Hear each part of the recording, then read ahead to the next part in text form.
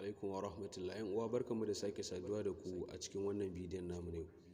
Wannan bidiyon namu ne zai nuna mana yadda ake rage hoto MB.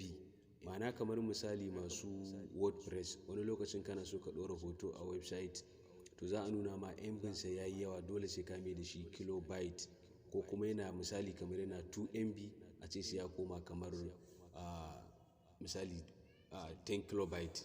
To kaga sai kai converting din shi daga MB ya dawo kilobyte. To wannan shine fikirar application din namu ne. Saboda haka mu je mu ga yadda ake yin amfani da wannan application din. Saboda haka ga application din da zamu yi amfani da shi a cikin wayar mu kamar haka kuna gani.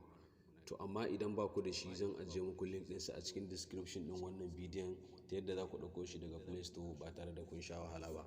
Abin da za ku fara yi shine bayan kun riga kun ɗauko wannan application din daga Play Store, za ku buɗe fuskarsa ta farko ita ce kamar haka da zai buɗe ma. Bayan ya buɗe ma to za ka shiga inda aka rubuta image compressor. A nan gurin zai baka dama ka ɗauko hoto daga wayarka ko kuma ka yi amfani da kyamara ka ɗauke sa yanzu.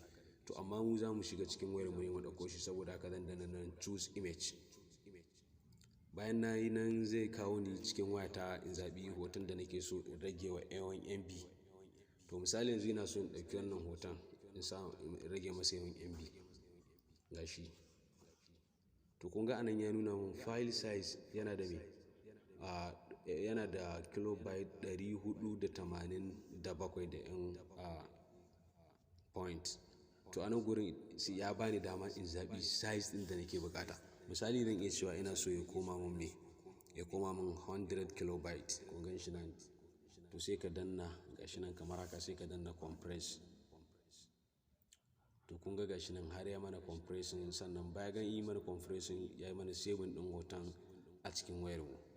To kun ga gashi nan ya dawo ƙasa da ɗarin ma, ya kawo shi 97.